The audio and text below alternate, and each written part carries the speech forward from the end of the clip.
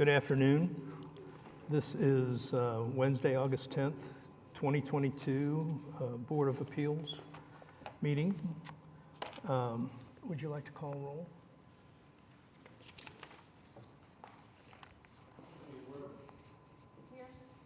Kyle Burton. Here. Tricia Hatley. Here. Jim McVerter. Yes. Ron Roque. Here. Tommy Willis. Here. And Patrice Zimmerman. Here.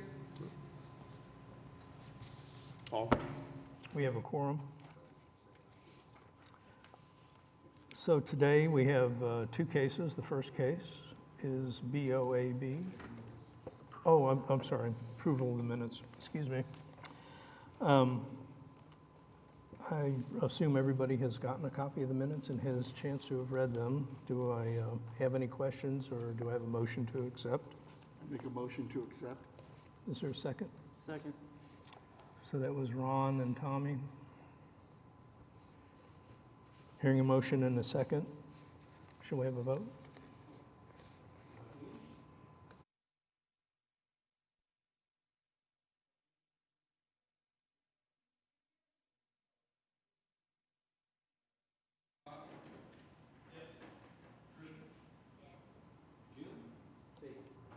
Ron.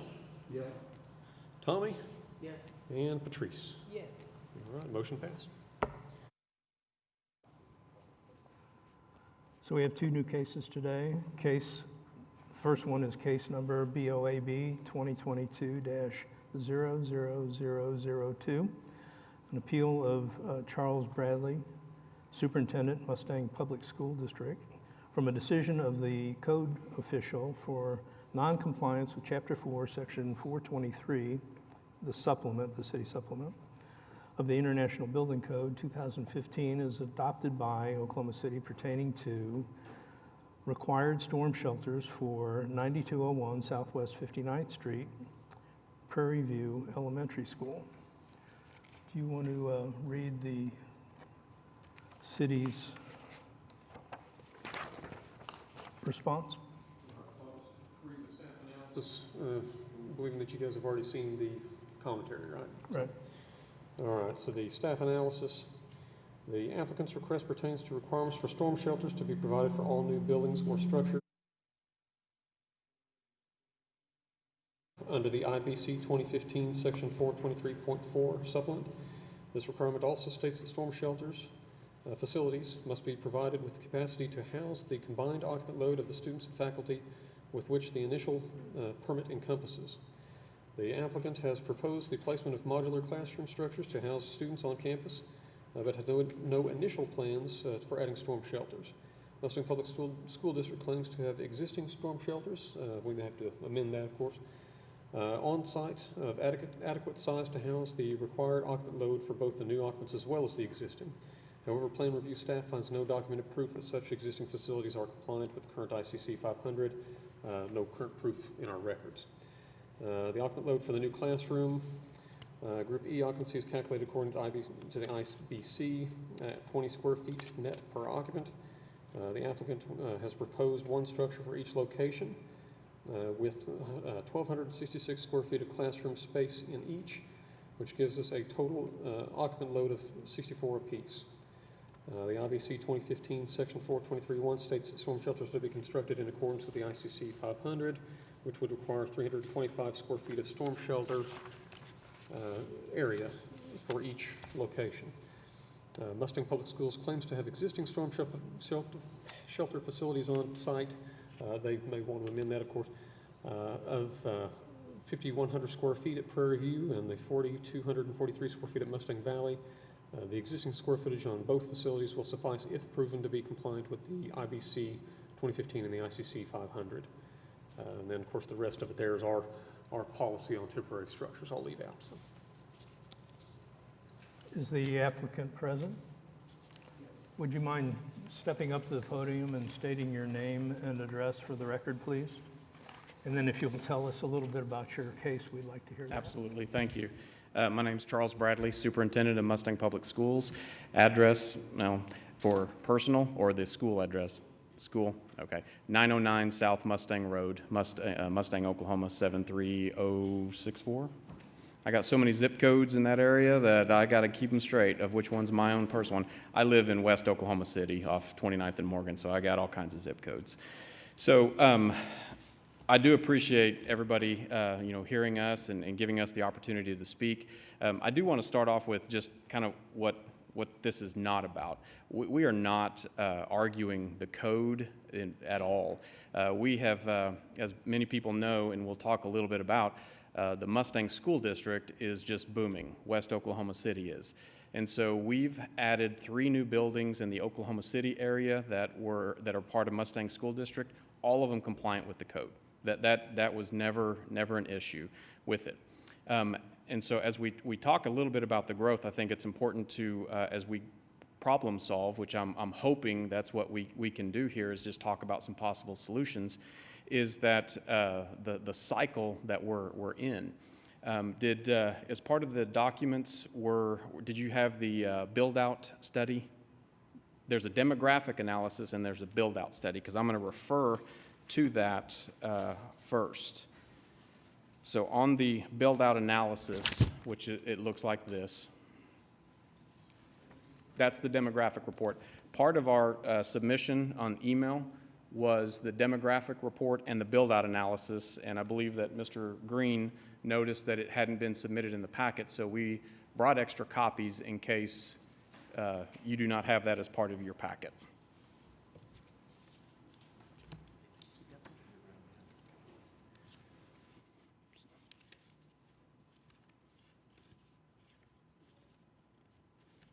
I just got to make sure I don't. There we go. What we had Zonda, a company named Zonda that did a demographic study and a build-out analysis, because back in the old days when I was the deputy superintendent, my job was to keep up with growth, building permits, home permits, and then try to develop a long-range plan in order to where are we going to put schools as more and more housing comes in. Well, I couldn't keep up, especially in the last few years, of the number of housing permits that are being approved for the Mustang School District, West Oklahoma City area. And so we had Zonda put together these reports, and to kind of, and again, why am I showing this? I think it's pretty well documented that we are growing, but we have a cycle of where with our bonding capacity and how much we're able to go for, almost every single dollar is going to brand new schools. And we've had last two big bond issues. We had a strong desire to go back and update our older elementaries in particular, but because of the growth and the need to keep our class sizes down, it was just impossible to build small schools because of the growth. And so we redistricted to try to smooth out and even out the number of students. So the only page I'm not going to go through this page by page with you. I just want to bring your attention to the demographic study, or the build out, on page 6. It's the 6th page. I don't think there's actually a number 6 there. It says change in residential units 2021-22 through 26-27. And these charts are hard on colorblind people like myself, so if I say there's a peach color and there's no peach, please know that that's my colorblindness talking, not me. So if you look at that, the schools we're talking about that are in question are Mustang Valley, which is on the intersection of Morgan and 29th, and Prairie View, which is on 59th, just west of County Line Road. And those colors indicate that is where housing permits are the strongest. And so if you look over at Riverwood Elementary, which was on 44th in between Mustang Road and Check Hall, that is another growing elementary. And so to kind of put this in perspective here, we used a bulk of our ESSER money, our federal dollars that we received for aid, to go towards 6 additional classrooms to be built at Riverwood. And we went ahead and decided, because they have the fastest growth of any elementary that we have going on right now. So that's in the works. We've already dedicated the money. The project will start relatively soon. We've already received architect's renderings, and there will be compliance with ICEE 500. I tried really hard to remember what that was. I was just having a block with that. So then the plan was to go ahead and add portables at Mustang Valley and Prairie View, because 2 years ago we added 2 portables at Prairie View. So we're pretty familiar with the process that this takes. And so what happened was when it became an issue was that we were notified in June by a staff employee working with the office that it had just come to their attention that this code was now being enforced. Well, we started the process back in February to try to get ahead of the growth of what we knew was coming because of the growth. And if you, on that same document, and this is the last page I'll reference, is page 10. And that's the 10-year forecast for, and again, I don't think you have it on your slide, this is the hard copy I provided, was that you see that where these elementaries are projected to be over the next few years. And so this has been a very strong focus of our long-range planning committee to try and match new buildings and expanding older buildings to meet the need that's going to happen. So this was our rationale for increasing the classrooms at Riverwood, hard classrooms at Riverwood, and moving towards portables with the other 2. When we received that notice in June, do you remember the exact date, Mr. Green? June 15th. So from February to June, we had identified locations for those portables. We had purchased them. We had put them on site. We had connected them to go through the process of connecting them. We've outfitted them. We've hired teachers to be part of those classrooms. And then we find out in June that the code needed to be enforced. So then we, that would definitely took us by surprise about that. Since we had just added the 2 portables at Prairie View, we just were under the assumption we're going through the same process. And I understand code, I understand the enforcement, I understand the necessity of code. So that is not the issue. The issue is here we are with school starting on August 18th. We have portables that are outfitted, ready to go. So then we started the brainstorming session as far as, what else are the options? What if we have to go through that process of what is Plan B? Well, Plan B, probably the larger picture, since we've gone through so many building projects over the last 10 years, redistricting and boundary alignment, we're no stranger to that. That is a lengthy process that you have to get in your community involved and let them know what's coming. And when you do that, it has an assumption that there's room in other elementaries. There's not. I mean, we cannot, we have tried to draw ourselves, as I call it, out of the problem. Can we adjust one elementary's boundaries, pull more students over? We can't. There's not enough space to go around in our elementaries. So then we looked at, okay, within the building, if we're not adding new spaces, what does that look like? In Prairie View, in order for this to work under one roof, we would have to look at a scenario of closing down the media center, actually in both cases, the media center, so that we could convert it into a classroom, which would cut media center services for the building or severely limit it. The other one would be we would have to close down computer labs, and again, that would severely hinder student services. And we do have an option of removing a voluntary special needs classroom that we provide services, but we go above and beyond providing opportunities for students with special needs. That would have to go as well in order for it to work within the current square footage. So those are not fun. Those are not what I would even call realistic to shut down student services for the building for this. The other concern that we have again, this is just what's going through my mind as we prepare for the year, is that school safety and security has always been a huge concern. Then you had the Uvalde incident, which ramped everything up. One of the options would be where we have flex spaces.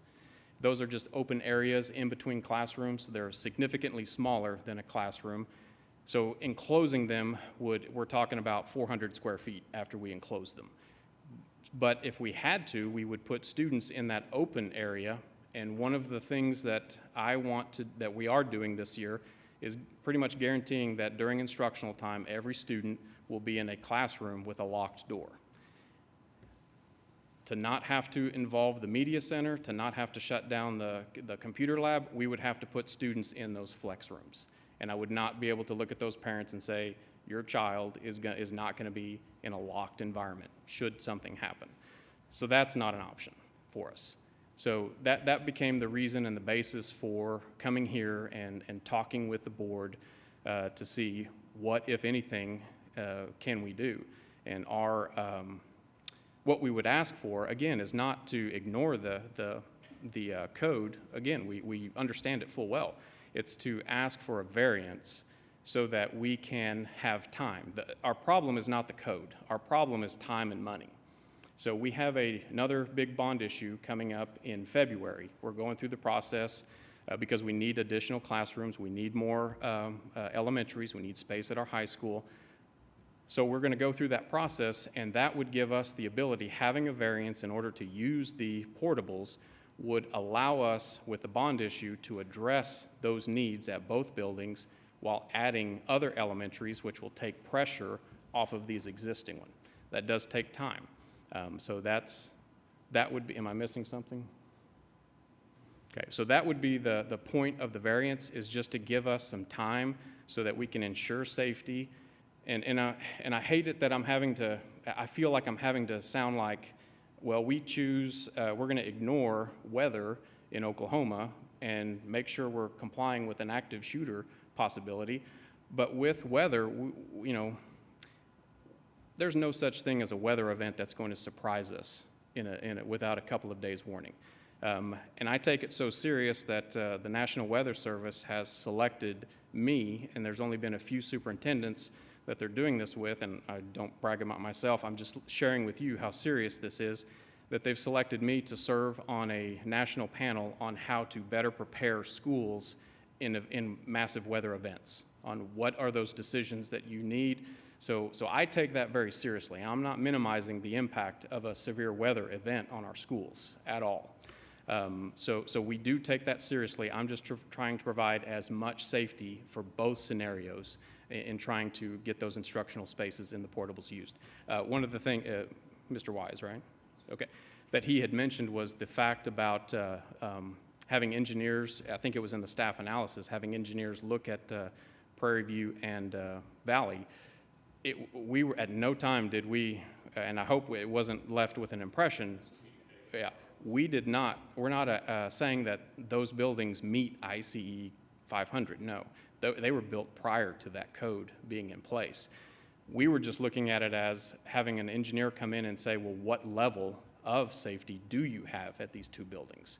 So I did want to clear that up, that we are not presenting any structural engineer analysis of those buildings meeting the 2015 code for those.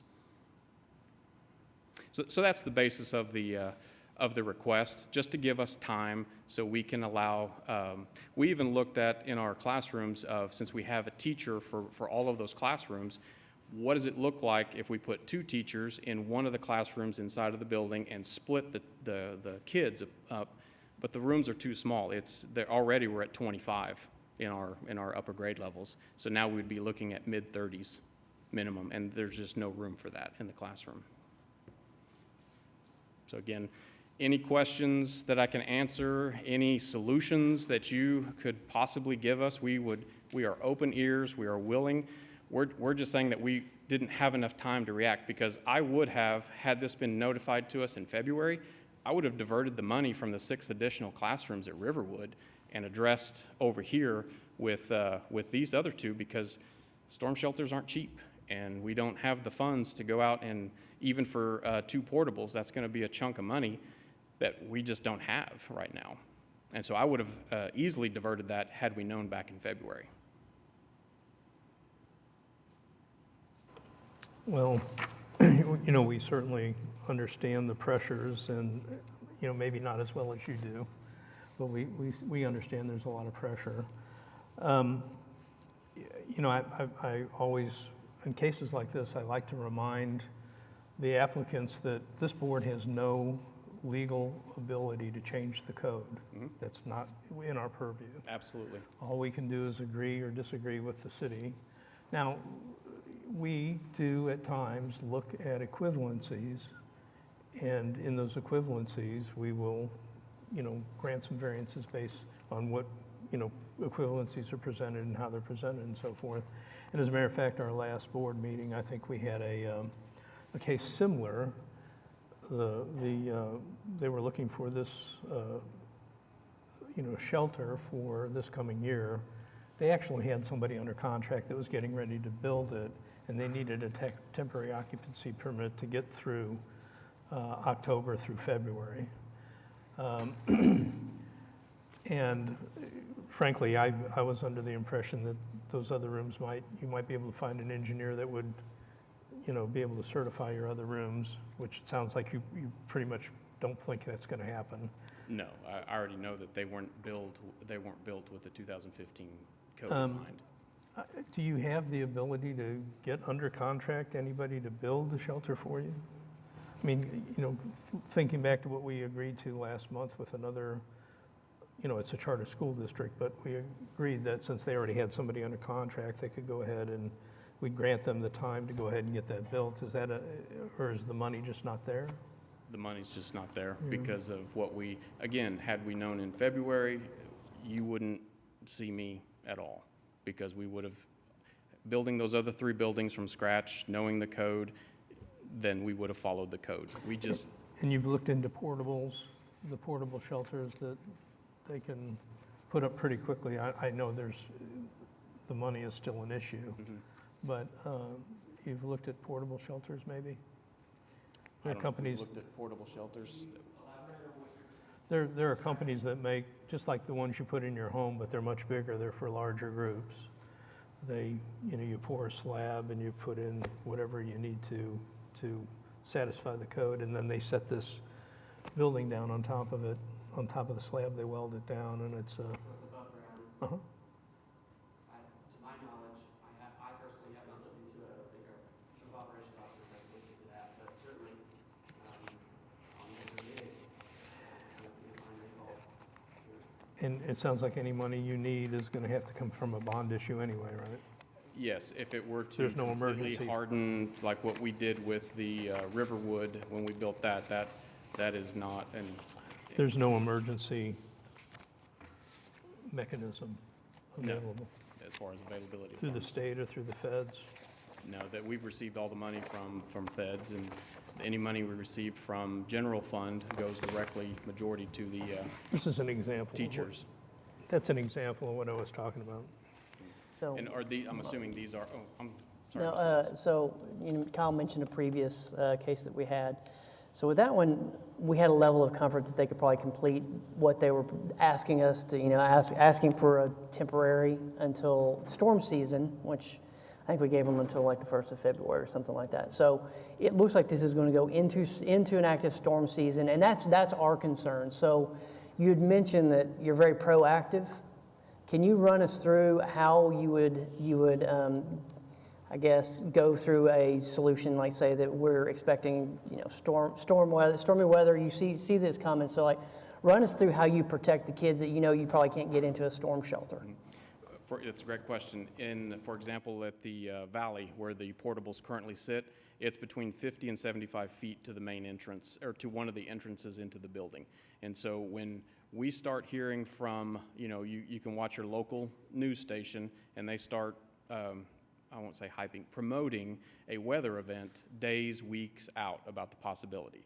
About 3 or 4 days prior to an event that it looks like it's going to happen, we start communicating with the National Weather Service. We're on, when it's a significant event, they will have daily webinars with school districts and emergency management people, and so we get a very good idea. And one of the things we've done in the past, and I'm certainly not promising that we're going to do that every day, but when there was a significant possibility of a weather event, we canceled school.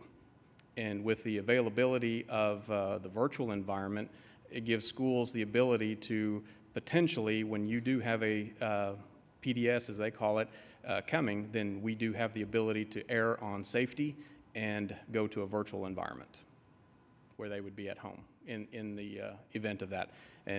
But we're days out. I don't listen to local news media that close to an event. It's the National Weather Service who we get our information from. And then if it looks like it's coming in during the day, and it always happens at bus leaving time. That 2:30, 3 o'clock in the afternoon is when it happens.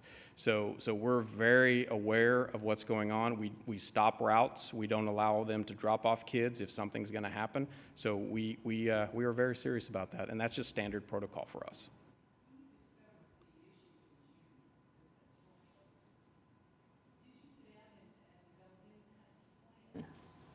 That you could show us that showed how you were going to meet these standards in the future?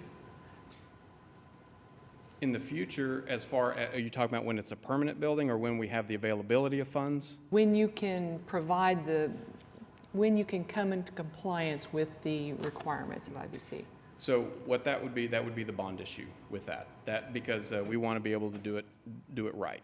And the two types of ways we would look at it, even with addition of a new elementary, which would take some of the populations off our heavy populated schools, that would alleviate the pressure there and would allow us to move the kids from the portables inside. But we also know with Valley that there's a large addition going in just south of them. And so we know we're going to have to add more permanent classrooms. So the short term would be, if we had availability of money, we could do something like these above ground, in case of emergency, we have something there. Long term, we want to be able to do it right and have classrooms and true safe areas that meet the code for future.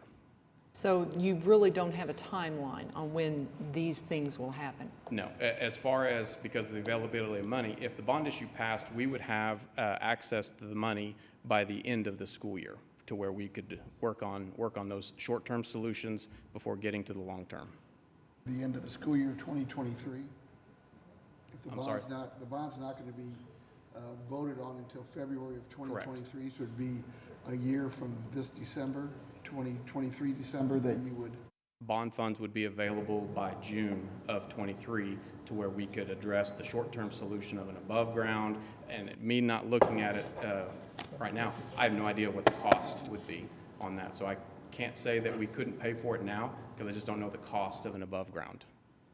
So have you also looked at renovating the inside of your schools that need, all your schools that need shelters, reinforcing the hallways to make the hallways tornado-proof? Or there are other things you can do other than building a separate shelter somewhere, like reinforcing your building to accommodate the requirements of the IBC requirements. Because if you're just looking at the temporary buildings, then you're looking at a storm shelter for 50 kids when you have 800, which would be horrendous to try and shove 800 kids into a shelter built for 50. Yeah, and so for example, I completely understand your question. Mustang Elementary, which is in Mustang proper, is one of our oldest elementaries. And so we wanted to totally, or at least provide a safe area that met the code. Well, you can't just go in and partially touch a building. That what we're being told is when you go in and you're going to make adjustments, the entire building has to come up to code. So when our project, which we estimated to be about $3 million for Mustang Elementary, turned out to be, in order for us to get it up to code, would be closer to 12 to 15 million, which is almost the cost of a brand new elementary. So it became cost prohibitive to do that with all of our funds going to brand new buildings because of growth. And that's kind of wanted to show you those documents because we're just stuck in this cycle to where even if we wanted to just say we're going to take care of old elementaries, then what we're saying is that our class sizes in the rest of the elementaries are going to skyrocket. To kind of bring this back Sure. into focus, this case really only is concerning the two Correct, sir. portables. Correct. So we're talking about 325 square feet of requirement that has to be met. And I think the gist of the question was, what plans, we're looking for some something from you that shows that you are looking for an equivalency, or you have a plan to reach something that we can agree is an equivalency, or the city can agree to that it's an equivalency. So if you can present something like that, we can start to look at, how we might be able to accommodate.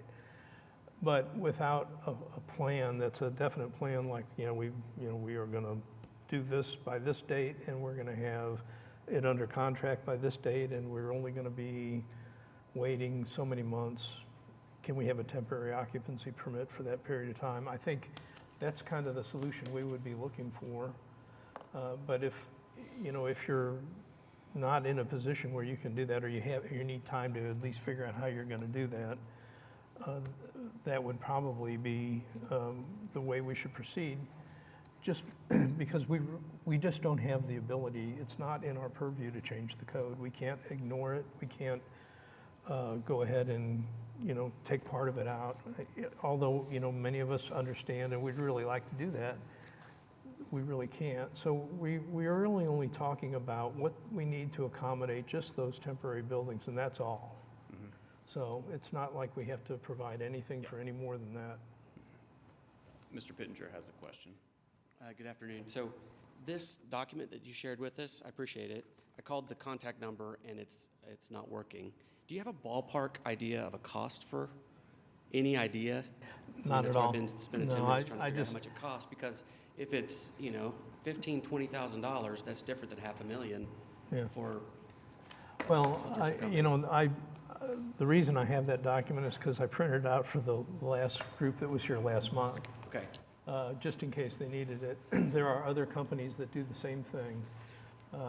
And I know that there are representatives you can get in contact with through some of the retail vendors, in town. Like I think that brand is represented at like one at Home Depot or Lowe's or Right. somebody. So if we had a contract with a vendor and we had money, let's say instead of buying a bus for $150,000, we put some money towards the shelter to immediately address the crisis we're having now today with kids coming next week. If we have the money available and we had a contract with somebody, a vendor like this, that met the ICC 500 standard, then there's a possibility that that variance would be granted until Oh, yeah. this was complete. I think so. I think the board probably would agree to something like that. We'd like to see a plan. Yeah, What you and a plan, commitment. and a plan and commitment to, Well, so, we added a portable at the same school 2 years ago, and we did run into this issue. So we thought, okay, it's time to do it again. So we started the process in February and didn't find out till June. So the time that we've got to address this issue is, it's a We crisis. understand that. I mean, that happens. And, everybody, we're all human. People miss things during reviews. Stuff like that happens. And, we apologize for anything that might have misled you. But, it's anybody who is working with you that's providing you the kind of services you got from whoever, they should know the code. And they should know to look into the local ordinances and local requirements. I mean, I'm an architect. That's what I have to do. So is there a process then today by which you can give us a window to get that plan? If it's feasible financially, obviously we'll look at that. And if it is, we're going to be on it in an hour. So Scott, do you think, is this something that the city can work through with them, or do we need to come up with any kind of resolution here, or is this something the city can work through and do administratively in terms of, granting them a window of time for temporary?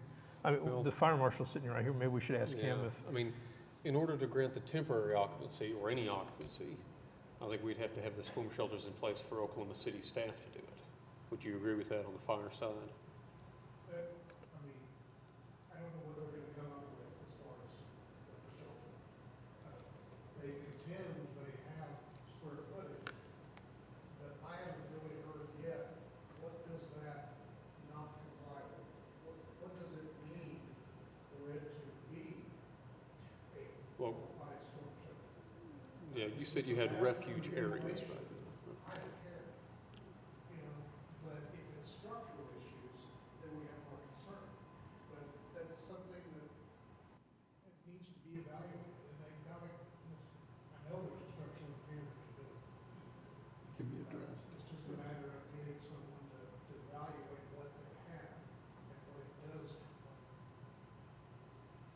I've got one quick question. I may be wrong on this, but I was reading somewhere, I thought, or one of my kids or grandkids said something about it, and it might be Moore and not Mustang, that they had set aside a lot of money for a athletic scoreboard or something.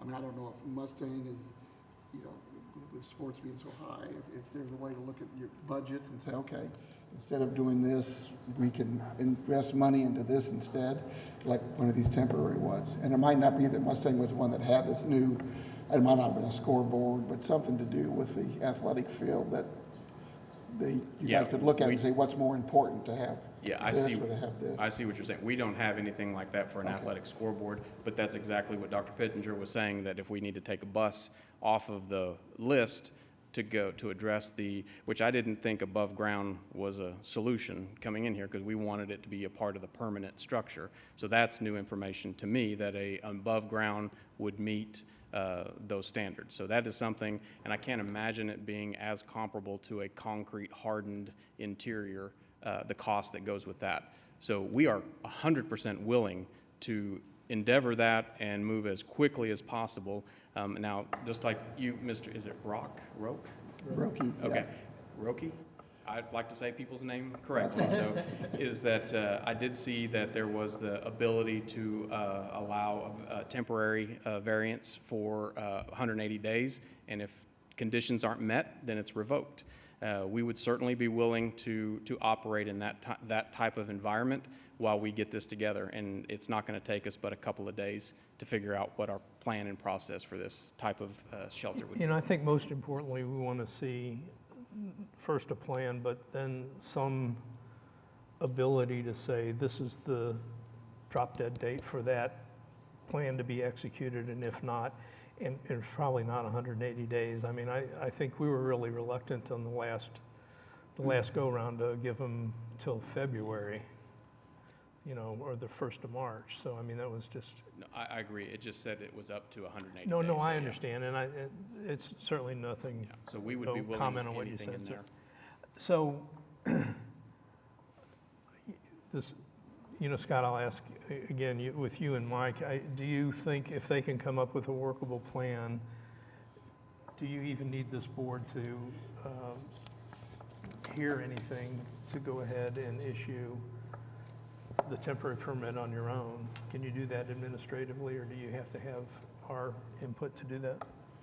I think you have to have ours for the temporary occupancy of a portable building, right? Say that again. That's what they're coming here for.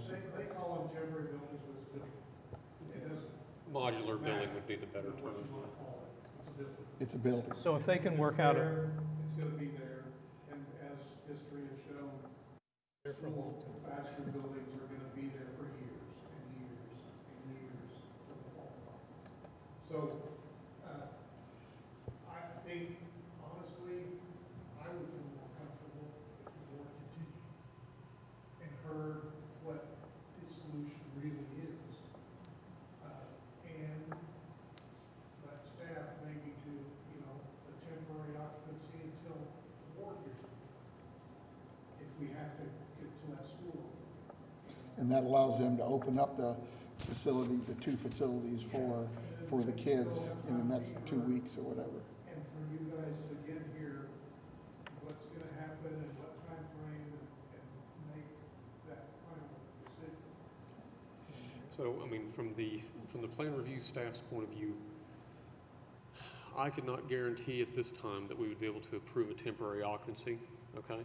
That's normally taken care of by the chief building inspector, but of course, in the case of this, it'll go to our management staff as well, even further up. Because normally for a temporary occupancy, we require that the life safety and accessibility requirements are all met.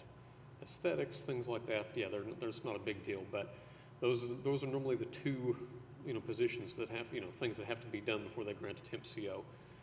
And I would feel that the requirement for a storm shelter is a life safety requirement, so I don't know that they would be willing to do that on the city side, on the admin side.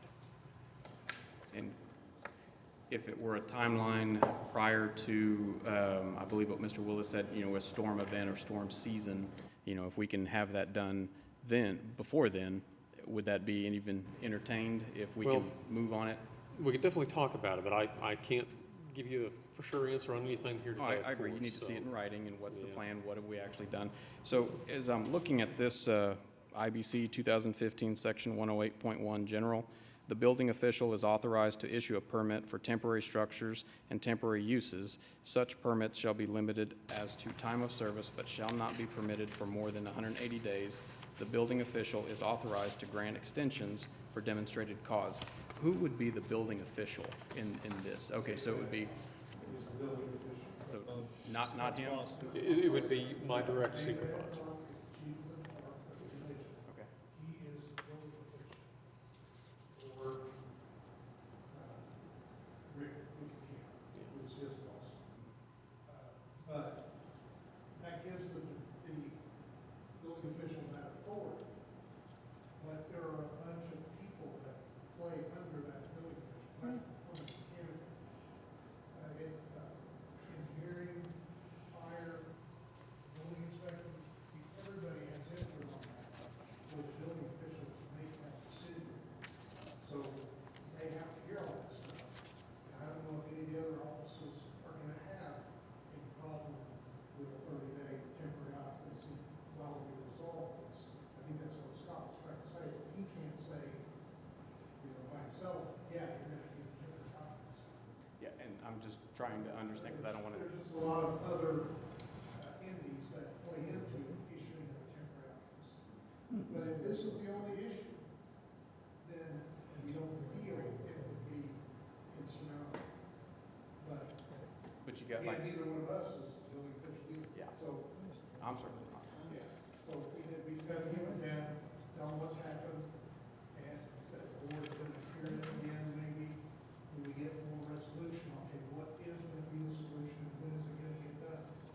And I think it would help if we say, we extend this for 30 days until, so the building official knows that, we're concerned about it too. We're giving them 30 days to come back with another plan. And if that would help them say, okay, for 30 days, we'll do it. But it is going to be up to Scott's group to grant that.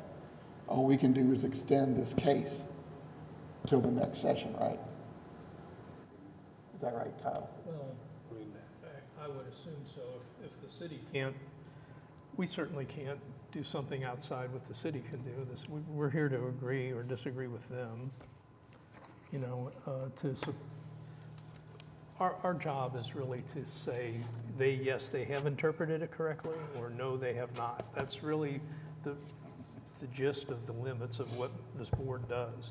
Now, at times, what we do is, the city says we have an equivalency that we agree with, and we say, yes, we agree with you, the city, that that's an equivalency, and we grant the variance based on that. So in this case, that equivalency, it wouldn't necessarily be an equivalency right now, but it would be if we think we can extend it for 30 days, and if you, Scott or Mike, if you guys think that there's a possibility that the city would have no problem with issuing a temporary occupancy permit until they can get their ducks in a row and come back with a plan that, and it would be very good to keep them involved in anything you're talking Absolutely. about, that we could all say, yeah, you've got, a few months to get it done. Be opposed to suggesting that be the process Say that again? and encouraging the building official. Can't make them do anything, but all we can do is say what we feel about it, what's happening, and that school's gonna open one way or another. And so we feel this is appropriate for a short period of time until we get that final decision on what's gonna happen. I have one question. Has all the corrective actions been accomplished that were noted in May? As far as, I think she's discussing the The ones- building permit. oh yeah, I was going to ask, have I we think gone we've through issued that, correct? the electrical, plumbing, that type of stuff? Well, I think we did allow the issuance of the permit already, right? Correct, they're working Yeah. on that of Okay. installing, So you're in connecting the building. construction phase right now? Yes, yes, we have received those permits and working on it currently. So Scott, I mean, you know David better than I do. Mike, you know David better than I do. Is this something that you think you can convince him in a 30-day period? Do you think you can convince David Adcock that this is something that we should all agree on, the 30-day window? I think that he's reasonable. I mean, we're all, the intent is to get that storm shelter there when it's needed. And we realize right now it's not necessarily the time of year when you're really worried about storm shelter. But this gives them the opportunity to do something and figure out what it's gonna be by the time they would come back to the board next month. Yeah. That's what I would suggest, just so Yeah. that you have something to specifically say, okay, yes, we're approving this. We're approving this, it's gonna cost this much, we're gonna have, this is a time frame that we are under the advisement of, that we can get it done in this amount of time. So I'm really good at recapping, and sometimes I'm good at bad recapping. So can I just kind of run through what we've talked about here just to make sure I'm understanding it? So the part that I need a little bit help clearing up, so if we come back, we've done our due diligence, we get prices, we have contact with a vendor, we're scheduling dates, would there be a possibility to actually use these portables by August 18th? If we were to come back in the next couple of days, would that, or are you saying we have to wait 30 days? No, I think what we're telling you is that if today, we will grant or we'll continue the case with the understanding that you are going to go do your due diligence. And Mike and Scott will talk to their bosses and make sure that everybody understands temporary. When is that going to be complete? Well, that's what they're going to find out. Yeah, And, Because we can't grant temporary. until you're talking about the temporary buildings. electoral and. Right. So, okay, first, let's talk about the continuance. Yes, We continue the case for 30 days. These two gentlemen will go to their powers that be and say, here's the plan. We're going to continue the case. We're going to let them occupy while we continue the case. They're going to bring us back a plan of action that says they're going to be under contract by this date. They're going to have it built by this date. And they're going to present that to the board. And I can tell you right now, if it goes much past March, that's probably not a good deal. I mean, I think that's what we agreed to last time, because March was really the start of the season. So, so that takes care of the continuance. During that same period of time, you have to complete your building and have it ready for occupancy, and complete all the items on the permit that you are deficient in right now. we're being told it'll be finished this week, is Okay. what I heard. So, and so if you think you can get all that to fall in place, giving you the 30-day window, Mike, is that kind of the way you saw it? And again, me personally, I would rather see what they can do to the existing one than build some.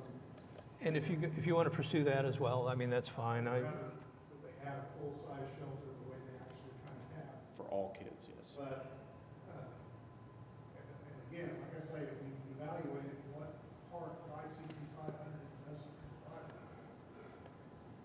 If it's structural issues, I'm more concerned, but if it's ventilation and bathrooms, I'm really not as concerned. And I don't know Right. if the board will be, I'm all for it. But the impact of tornadoes locally is they're not going to be in that shelter that long. That you necessarily have all the stuff that ICC 500 has. That's pretty rigid. ICC 500 is pretty rigid. Yeah, we were looking at that. And then you're gonna have the problem or the opportunity to figure out if there's a storm and it gets approved, which 65 kids get to go into the Well, storm shelter. but that's out of the our code control. only says, the code really only says we have to deal with just Right. your addition. naturally, we'd like to see everybody protected. And hopefully, to the board and, what is your fire marshal? Mike, is that, we're talking about spring for, what's understood to be the storm season. I tend to believe October is when we have a mini storm season. So our urgency would be to get things in place so that we would be prepared for that October timeframe as well. And so that is going to be my urgency. That's going to be my directive to myself. Get this in place before October so we don't have to worry. And again, we're only concerned about the addition. Exactly. We can't really go any further than that because that's not our purview. That would be the urgency for these portables, is to make sure they're in place prior to October's storm season. It would behoove you to, as you're developing this plan, to also develop the contingency plan. If we don't approve this, then what do you do? So as you make this corrective action plan, I would plan A, plan B, and plan C. All the way down. Yes, Yeah. ma'am. I agree with you 100%. So all of that being said, I think we're looking for a motion or a continuance, right? Do we need a motion to continue, or is that? I'll make a motion to I think it's- continue, Okay. unless there's any more discussion. A motion and a second? Okay. Ann? Aye. Kyle? Yes. Tricia? Jim? Ron? Yes. Tommy? And Patrice? Yes. Okay.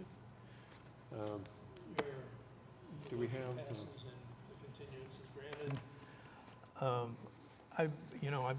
I'm certain that you'll be able to find a solution that, again, I think if you work with these gentlemen, Absolutely. they're the best. Out of all the cities I work with in the country, they are the best to actually working through problems with you. So, Well, as much as we're growing in Mustang, I think we're going to be on each other's Christmas card list, that we're going to be around each other. So absolutely, I would rather work with people than against people any single day. So absolutely, we will do that. well, thank you. All right, thank you. Appreciate it. Kyle, real quick? We had two cases, of Oh, course, both that's more or right. less identical. We do have two cases, I'm So I sorry. don't know if they had any further information for the other location, or if that was. Well, all they why don't we were just also- go ahead and open the other case, and we'll just refer to this past case, and we'll close the case with a continuance. So the second case is number BOAB 2022-00003. This is an appeal of Charles Bradley, Superintendent, Mustang Public School District, from a decision of the code official for noncompliance with Chapter 4, Section 423 supplement, that's the city supplement, of the International Building Code 2015 as adopted by Oklahoma City pertaining to the requirement for storm shelters for 3001 South Morgan Road, Mustang Valley Elementary School. And I don't know that we need to read through the I have nothing staff's- additional on my side. The staff's analysis is identical. Yes, I would agree with that. So would you tell us about, I guess your case, we're all in agreement that we are going to go ahead and continue this case. And then during that 30-day period, you will come up with a plan. It could be multiple facets or a plan that was definite in terms of time frame of when you can establish shelters for the, and as I understand it, this particular building, you do have some safe areas in the room. Well, I think what Mike was alluding to when he was talking about ICC 500, ICC 500 is very specific about how things are constructed, the doors, ventilation, toilets, and all that stuff. Certain things in there, the fire marshal in the city can administratively, like, toilets, they've adopted, portable toilets and things like that they've used before because our storm shelters are really 20, 30 minutes versus somebody's in a hurricane is, a day or so. So I think if you'll come back with a plan, we'll be able to continue the case. We will keep Scott informed the whole process, and you will see us in 30 days. So Sounds thank you great. very much. We need another motion on that. Motion to continue? Who was first? Tommy, and second was Jim. Tommy, Jim. Okay. Okay, Ann? Kyle? Tricia? Jim? Ron? Tommy? And Patrice? All right. Well, why don't you tell him one of his plans could be just to give us a, if there's any kind of weather, send them home. Well, I had a motion to. So Ron and? All in favor? Tommy, Ron and Tommy? All in favor? Aye. Okay. We're adjourned.